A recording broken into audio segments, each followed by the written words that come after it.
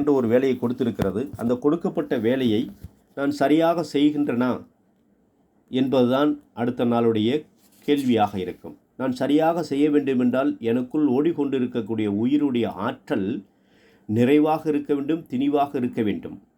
அப்படி நிறைவாகவும் திணிவாகவும் இருக்கின்ற பட்சத்தில் என்னுடைய உடல் ஆரோக்கியமானதாக, நலமிக்கதாக, ஆற்றல் மிக்கதாக, அறிவின் சீரிய சிந்தனையாக, சாத்வீக சிந்தனையாக, எண்ணங்களிலே ஒழுங்குடையதாக, செயலிலே நன்மை விளைவிக்கக்கூடியதாக இருக்கின்ற அந்த அருள் சக்தியை நாம் பெற்று கொண்டிருக்கின்றோம். ஒவ்வொரு நாளும் அடைந்து கொண்டிருக்கின்றோம். ஆனால் அதை நாம் உணர்வதில்லை. உணர்வதற்கான வாய்ப்பை இறைவன் நமக்கு கொடுத்தாலும் இதை பார்த்துக்கலாம், இதுதானே, இதென்ன பெரிய விஷயமா, என்னால் முடியாதா என்ன அப்படின்னு நம்ம கொஞ்சம் அகங்காரம் அப்படி சொல்கிறோம். அகங்காரம் சொல்லலாம், அலட்சியம் சொல்லலாம். எதை ஒன்று நாம் அலட்சியப்படுத்துகின்றோமோ அது நமக்கு இன்றியமையாததாக பிரபஞ்சம் மாற்றி அமைத்து விடுகிறது. ஏனென்றால் பிரபஞ்சத்தினுடைய நோக்கம் அதுதான் உன்னுடைய தேவை என்று சொல்லுகிறது.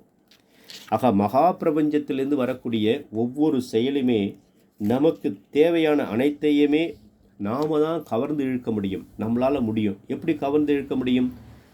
ஒவ்வொரு காந்தத்திற்கும் ஒரு வலிமை இருக்கிறது. இப்போ இன்றைக்கி ஒரு ஸ்பீக்கர் எடுத்துங்க. நம்ம எத்தனையோ இப்போ செல்ஃபோன் யூஸ் பண்ணுறோம். செல்ஃபோனில் சவுண்டில் ஸ்பீக்கர் இல்லை. அந்த காலத்தில் பாருங்கள், பட்டன் ஃபோன் மட்டும் இருந்தது இல்லையா? பட்டன் ஃபோனில் ஏதாவது யூஸ் பண்ண முடிஞ்சுதா? ஏதாவது கேட்க முடிஞ்சுதா? அதில் கூட அந்த ஸ்பீக்கர் இருந்தால் எதிராளி பேசுகிறது நமக்கு கேட்க முடியும். அப்போ இந்த ஸ்பீக்கருடைய தரம் என்ன, அதனுடைய காந்தத்துடைய டென்சிட்டி என்ன, அதுக்கு தகுந்தாற்போல் தான் அந்த சப்தம் இருக்கும். இதுவே நம்ம ஃபங்க்ஷனில் வைக்கிறோம் 1000 வாட்ஸ் ஸ்பீக்கருடைய தரம், அந்த தரத்தினுடைய ஆன் பண்ணும்போது அதனுடைய சப்தம் அதனுடைய எப்படி இருக்கு பாருங்கள்.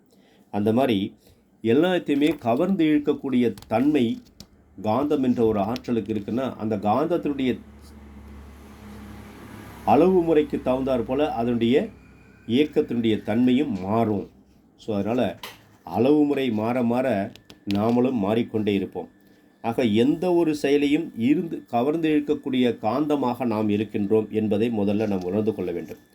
குறிப்பிட்ட இப்போது உங்களுக்கு எது தேவை இருக்கிறதோ, என்னுடைய வாழ்க்கையில் நிறைய விஷயங்கள் நடந்து கொண்டு இருக்குது, இன்னும் நிறைய விஷயங்கள் நடக்க இருக்கிறது. அதற்கு உறுதுணையாக இருக்கக்கூடிய அன்புள்ளங்கள் அனைவருக்குமே பிரபஞ்சத்தினுடைய அருளை பூரணமாக அவர்களுக்கு கொடுத்தருளி, அவர்களும் அவருடைய அன்பு குடும்பமும் எல்லா வகையிலையும் ஏற்றம் பெற்று வாழ வேண்டுமாய், நலம் பெற்று ஆரோக்கியம் பெற்று செழிக்கும் செல்வம் வாங்கி சகல ஐஸ்வர்யங்களும் சகல சௌபாக்கியங்களை பெற்று வாழ வேண்டுமாய் நான் இந்த நேரத்திலே பிரபஞ்சத்திலே நான் விண்ணப்பமாக வைத்துக் கொள்கின்றேன்.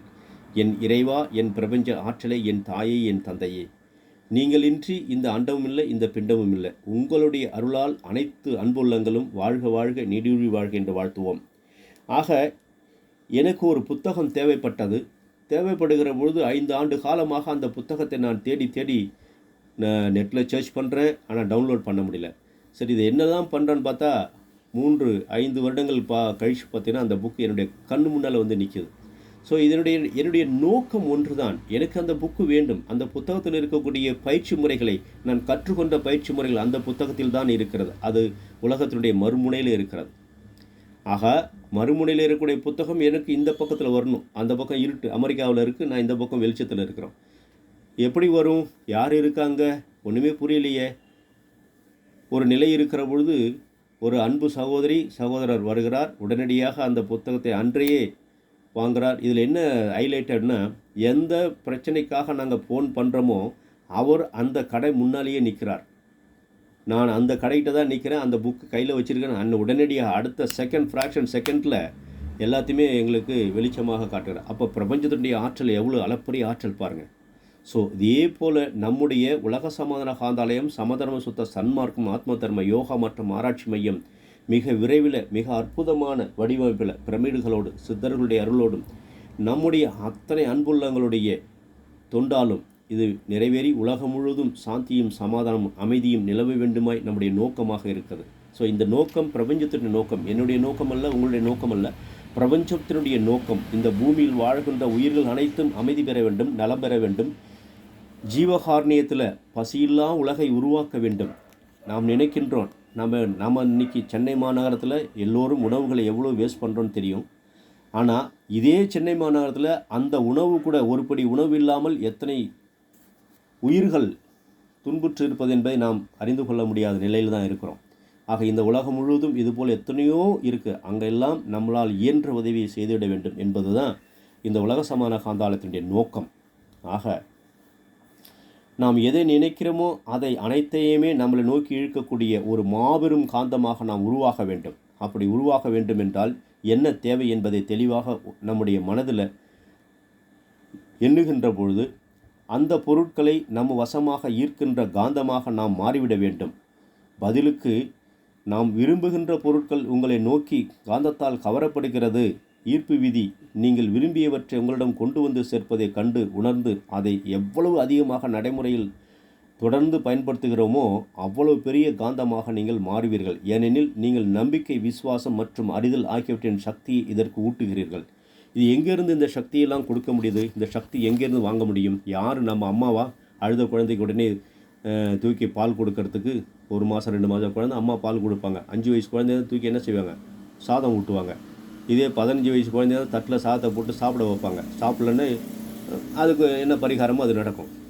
அப்படி இந்த மாதிரி ஒவ்வொரு விஷயத்திலையும் பார்த்தா இயற்கை ஒருவரை பாதுகாத்து கொண்டு தான் இருக்கிறது. ஆக அன்பு நிறைந்த சகோதர சகோதரிகளே, நீங்கள் உங்களுடைய மனதை மிகப்பெரிய உங்களுடைய மனம்தான் அனைத்திற்கும் அடிப்படை காரணம். மனமும் உடலும் வெவ்வேறானவை இல்லை. மனம் உடலோடு சேர்ந்து செயல்படுது, உடல் மனதோடு சேர்ந்து செயல்படுகிறது. ஆக மனதை நீங்கள் வலிமைப்படுத்த வேண்டும் என்றால் நீங்கள் இந்த மகா பிரபஞ்சத்தில் இருக்கக்கூடிய எல்லையில்லா காந்த சக்தியை உங்களுடையதாக மாற்றிக்கொள்ள வேண்டும். ஒவ்வொரு மூச்சிலையும் பிரபஞ்சத்துடைய ஆற்றலை நான் முழுமையாக என்னுடைய எண்ணத்திலும் என்னுடைய சொல்லிலும் என்னுடைய செயலிலும் நான் விதைத்து கொண்டே இருக்கின்றேன், திணிவுரை செய்கின்றேன் என்ற எண்ணத்தை கொண்டு ஒவ்வொரு சுவாசத்திலும் மகா பிரபஞ்சனுடைய அருள்காந்த சக்தியை நான் சுவாசிக்கின்றேன். இந்த அருள்காந்த சக்தி என் உடலில் இருக்கின்ற ஒவ்வொரு செல்களுக்கும் வலிமையான ஆற்றலை, வலிமையான உயிராற்றலை தந்து கொண்டிருக்கிறது. இந்த உயிராற்றல் ஒவ்வொரு உறுப்புகளுக்கும் வலிமை தருகிறது. ஒவ்வொரு உறுப்புகளும் தன்னால் செய்ய வேண்டிய வேலைகளை திறம்பட செய்கின்றன. நம்ம உடம்புல அக்குபஞ்சரிஸ்ட் முறை பார்த்திங்கன்னா 12 உறுப்புகள் சொல்கிறாங்க. இந்த 12 உறுப்புகளும் தன்னுடைய வேலைகளை சரியாக செய்து கொண்டிருக்கிறது. இது சரியாக எப்போ செயல்பட தடைப்படுகிறதோ அப்பொழுது நமக்கு ஆரோக்கியமில்லாத தன்மையை நாம் உணர்கின்றோம். ஆக நாம் சுவாசிக்கின்ற காற்றுள் அருள் நிறைந்த காந்த சக்தியாக உயிர் நிறைந்த அருள்காந்த உயிர் காந்த சக்தியாக இருக்கிறது. நான் சுவாசிக்கின்ற ஒவ்வொரு காற்றும் பிரபஞ்சத்துடைய காற்றாக இருக்கிறது. பிரபஞ்சத்துடைய அருளால் நான் பூரணமாக ஆரோக்கியமாக செல்வம் செழித்து வாழ்கின்றேன். அறிவின் தரம் மேலோங்கி பேரறிவாக நான் வாழ்கின்றேன் என்று எண்ணுகிற பொழுது உங்களுடைய மனமும் அப்படியே மாறுகிறது. ஆக நீங்கள் எண்ணியது நடைபெற வேண்டும் என்றால் நமக்கு முதல்ல நம்பிக்கையும் விசுவாசமும் ஒன்றின் மீது ஏற்பட வேண்டும். மகா பிரபஞ்சத்தில் நான் காந்த ஆற்றலை கிரகித்து கொண்டிருக்கிறேன். இது என் உடலை மகா பிரபஞ்ச அளவுக்கு வலிமைமிக்க ஆற்றலாக மாற்றி கொண்டிருக்கிறது.